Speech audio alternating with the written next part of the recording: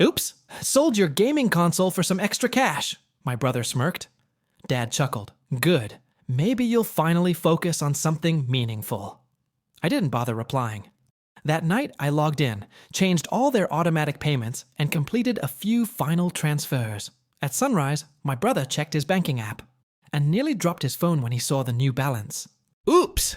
Sold your gaming console for some extra cash, Mason said, tossing the receipt on the counter like a joke. Dad smirked. Good.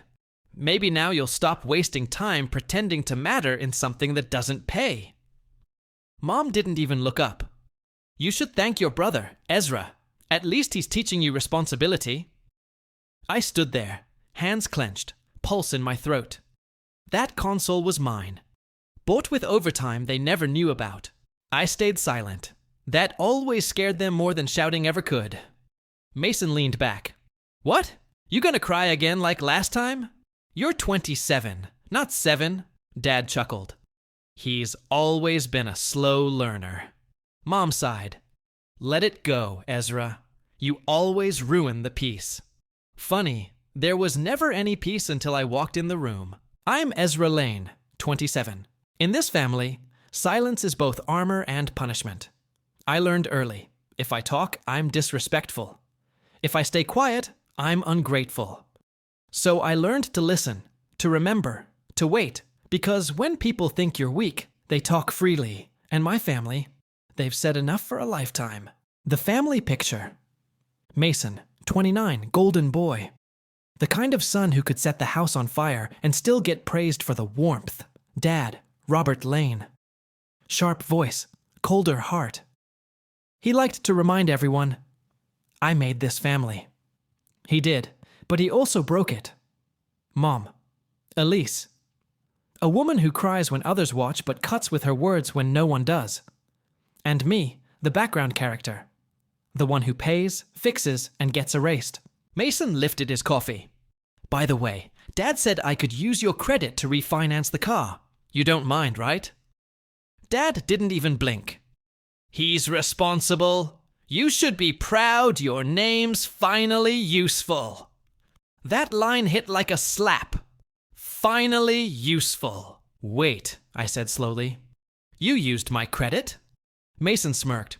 Relax, it's called family support. Dad chimed in. We're all one household, Ezra. Don't make it about yourself again. Mom added softly. You know Mason always helps when he can. Learn something from him. I laughed quietly. Yeah, I've learned something. How easily you all rewrite history. Their faces stiffened.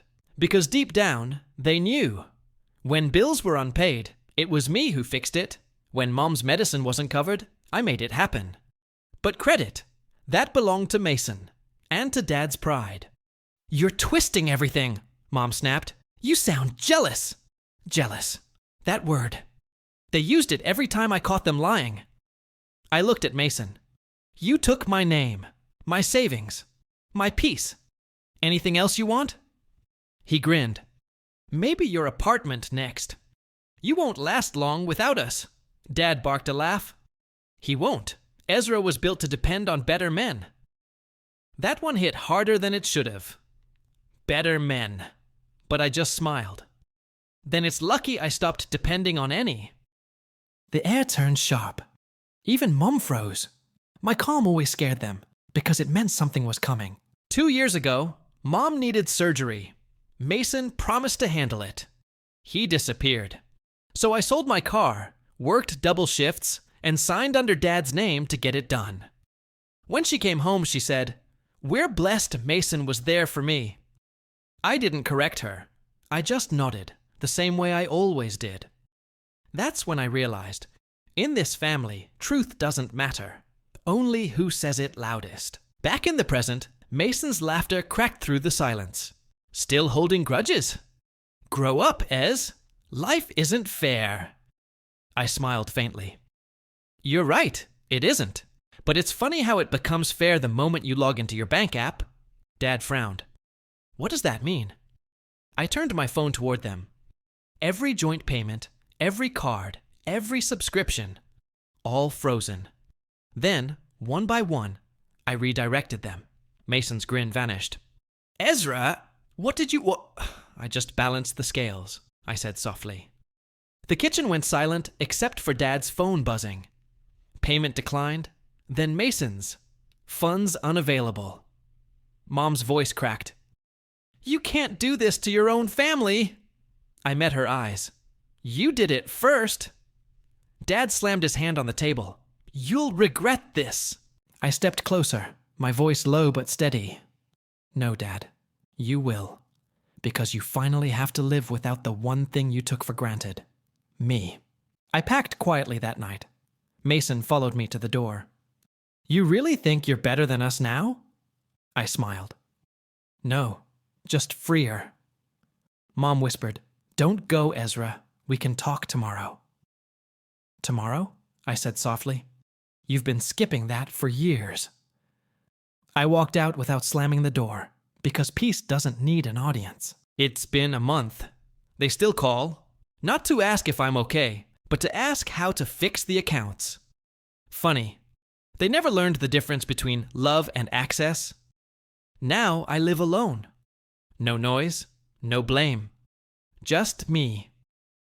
Sometimes I replay that night, not with anger, but relief. They took everything I gave, but they never took my silence. And that silence turned out to be the loudest thing I ever had. If you were Ezra, would you forgive them or let silence speak for you? Tell me in the comments. Your voice matters here. If this story hit you, subscribe, and share it with someone who's been the quiet one too long. Because sometimes the quiet ones aren't weak. They're just waiting for the right moment to remind everyone what strength really sounds like.